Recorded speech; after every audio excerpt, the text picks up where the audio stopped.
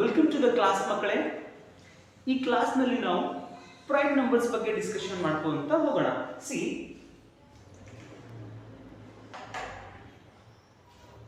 Question is which of the following number is a perfect number.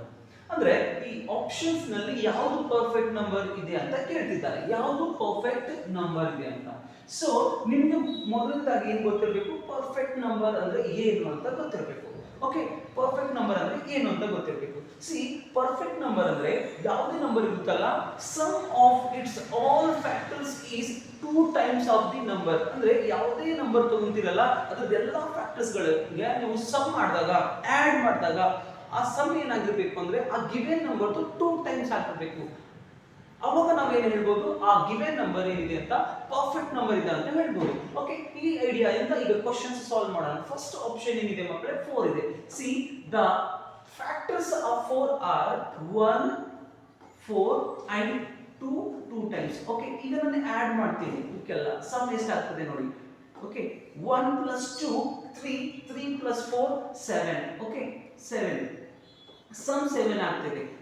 ನಾವು perfect number ಅನ್ಬೇಕಾಗಿತ್ತಂದ್ರೆ 2 times of the number ಆಗಬೇಕು. 2 4 times is equal to 8. ನೋಡಿ, 2 times of the number ಮತ್ತೆ factor sum is not equal to, okay, is not same. So this 4 is not a perfect number. This 4 is not a perfect number. ಈಗ next option ನೋಡಿ ಮಕ್ಕಳೇ, 12. Okay, 12. The factors of 12 are, okay, 1 12, okay, 2 6 times, okay, 3 4 times. Okay, ಈಗ add ಮಾಡಿ ಎಲ್ಲ factors ಗೆ. Okay, 6 + 4 10, 2 + 3 5, 5 + 1 6, 6 + 4 10, 10 + 16, 16 + 12 is equal to 28. Sum is 28. 2 times of the given number ಎಷ್ಟಾಗ್ತದೆ, 24 ಆಗ್ತದೆ. Okay, ಎಷ್ಟಾಗ್ತದೆ, 24 ಆಗ್ತದೆ.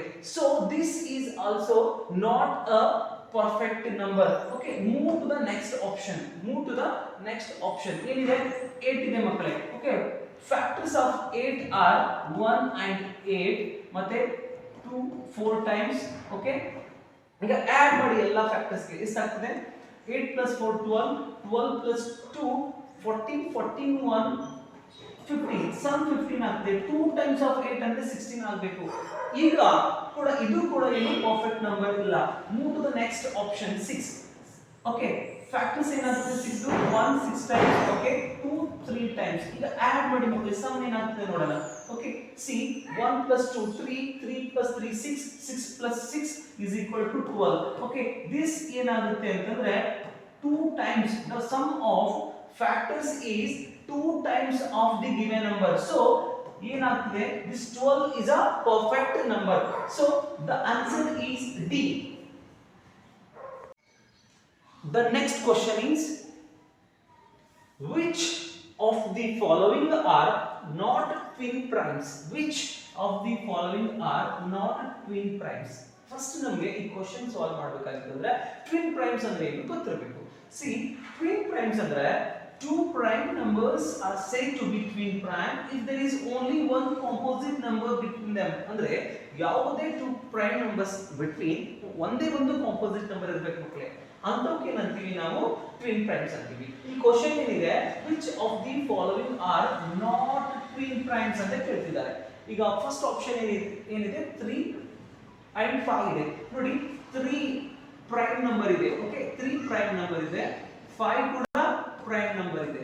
ಓಕೆ, ಈಗ ಇದ್ರ ಇನ್ ಬಿಟ್ವೀನ್ ಯಾವ ನಂಬರ್ ಬರುತ್ತೆ, 4. ಓಕೆ, 4 ಬರುತ್ತೆ. ದಿಸ್ ಈಸ್ ಕಂಪೋಸಿಟ್, ಹೌದಲ್ವಾ?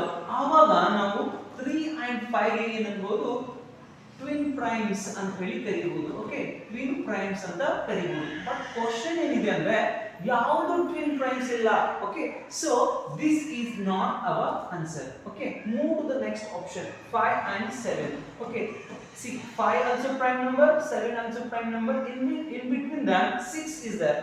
So 5 and 7 also are twin primes, but question is not twin primes. So this will be the wrong option. Okay, the next option nodi, ಏನida 11 and 13. Okay, 11 and 13. In between ಯಾವ number ಬರುತ್ತೆ? 11 ಮತ್ತೆ 13. Okay, 12 ಬರುತ್ತೆ. ಈ 12 composite ಇದೆ. ಈಗ 11 and 13 ಕೂಡ twin primes ಇದಾವೆ. Okay, so this is also not answer. Move to the next option. 17 and 23. Okay, 17 prime number ಇದೆ. Okay, 23 prime number ಇದೆ. ಇದರ in between ಯಾವ ನಂಬರ್ಸ್ ಬರುತ್ತೆ ನೋಡಿ? 18. Okay, ಇದು ಕಾಂಪೋಸಿಟ್ ನಂಬರ್ ಇದೆ. Okay, 19 ಪ್ರೈಮ್ ನಂಬರ್ ಇದೆ. Okay, 20 ಕಾಂಪೋಸಿಟ್ ನಂಬರ್ ಇದೆ. 21 ಕಾಂಪೋಸಿಟ್ ನಂಬರ್ ಇದೆ. 22 ಕಾಂಪೋಸಿಟ್ ನಂಬರ್ ಇದೆ. ಬಟ್ ಟ್ವಿನ್ ಪ್ರೈಮ್ಸ್ ಡೆಫಿನಿಷನ್ ಏನು ಹೇಳುತ್ತೆ ಅಂತ ಅಂದ್ರೆ ಇನ್ ಬಿಟ್ವೀನ್ ನಂಬರ್ಸ್ ನಡುವೆ ಒಂದೇ ಒಂದು ಏನಿರಬೇಕು? ಕಾಂಪೋಸಿಟ್ ನಂಬರ್ ಇರಬೇಕು. ಇಲ್ಲಿ ನೋಡಿ ಎಷ್ಟೊಂದು ಕಾಂಪೋಸಿಟ್ಸ್ ಇದಾವೆ ಮತ್ತೆ ಪ್ರೈಮ್ ಕೂಡ ಇದೆ. ಈ ತರ ಇರಬಾರ್ದು. So this our answer is D. Question ಅಲ್ಲಿ ಯಾವುದು ಟ್ವಿನ್ ಪ್ರೈಮ್ಸ್ ಇಲ್ಲ ಅಂತ ಹೇಳ್ತಿದ್ದಾರೆ. So option D is the correct one. The next question is, which of the following are co-primes? Which of the following are co-primes ಅಂತ ಕೇಳ್ತಿದ್ದಾರೆ. ಯಾವುದು co-primes ಇದಾವೆ, ಯಾವ ನಂಬರ್ಸ್ಗಳು co-primes ಇದಾವೆ ಅಂತ ಹೇಳ್ತಿದ್ದಾರೆ. ಸಿ co-primes ಅಂದ್ರೆ ಏನು ಅಂತ ನಮ್ಗೆ ಗೊತ್ತಾಗಬೇಕು. Co-primes ಅಂದ್ರೆ two numbers are said to be co-primes if they do not have a common factors other than 1. ಯಾವುದೇ ನಂಬರ್ಗಳಿಗೆ ನಾವು co-primes ಅಂತ ಅನ್ಬೇಕಾಗುತ್ತಂದ್ರೆ ಅವುಗಳ ಕಾಮನ್ ಫ್ಯಾಕ್ಟರ್ ಒಂದನ್ನು ಬಿಟ್ಟು ಬೇರೆ ಇರಬಾರ್ದು. ಓಕೆ, ಅಂತ ನಂಬರ್ಸ್ ಗಳಿಗೆ ನಾವು ಏನು ಹೇಳ್ತೀವಿ ಅಂತ co-primes. ನೋಡಿ ಇಲ್ಲಿ co-primes ಹೇಳಬೇಕಾಗಿತ್ತು ಅಂದ್ರೆ ಎರಡು ನಂಬರ್ಸ್ ಪ್ರೈಮ್ ಇರಬೇಕಂತೇನಿಲ್ಲ. ಒಂದು ಈವನ್ ಇದ್ರೂ ನಡೀತಾ. ಓಕೆ, ಒಂದು ಕಾಂಪೋಸಿಟ್ ಇದ್ರೂ ನಡೆಯುತ್ತೆ. ಓಕೆ, ಸಿ ಈಗ ನೋಡಿ ಯಾವುದು co-primes ಇದೆ ಅಂತ ಇದ್ದಾರೆ. ಏನು ಕಾಮನ್ ಫ್ಯಾಕ್ಟರ್ ಒಂದನ್ನು ಬಿಟ್ಟು ಬೇರೆ ಇರಬಾರ್ದು. ಸೊ ಈಗ ಆಪ್ಷನ್ ಏನು ನೋಡಿ, 8 ಮತ್ತು 10 ಇದೆ. ಓಕೆ, ಇದ್ರ ಕಾಮನ್ ಫ್ಯಾಕ್ಟರ್ ಅಥವಾ HCF ಒಂದಿಲ್ಲ. ನಾವು co-primes ಅನ್ಬೇಕಾಗಿತ್ತು ಅಂದ್ರೆ HCF ಕೂಡ ಒಂದಿದ್ದಾಗ ಮಾತ್ರ ನಾವು co-primes ಅನ್ಬೇಕು. ಸಿ 8 ಮತ್ತು 10 ಕಾಮನ್ ಫ್ಯಾಕ್ಟರ್ 1 ಇದೆ ಮತ್ತೆ 2 ಇದೆ. HCF ಏನಾಗ್ತದೆ? 2. So this 8 and 10 are not co-primes. Okay, move to the next option. 9 and 10. See, ನೋಡಿ ಈ 9 and 10 common factor. Okay, common factor. Okay, common factor is one only. Okay, ಅವಾಗ ನಾವು ಏನನ್ಬಹುದು? ಈ 9 and 10 ಗೆ, ಓಕೆ, 9 and 10 ಗೆ ಏನನ್ಬಹುದು ನಾವು? Co-primes ಅನ್ಬಹುದು. So option B is the correct one. Option B is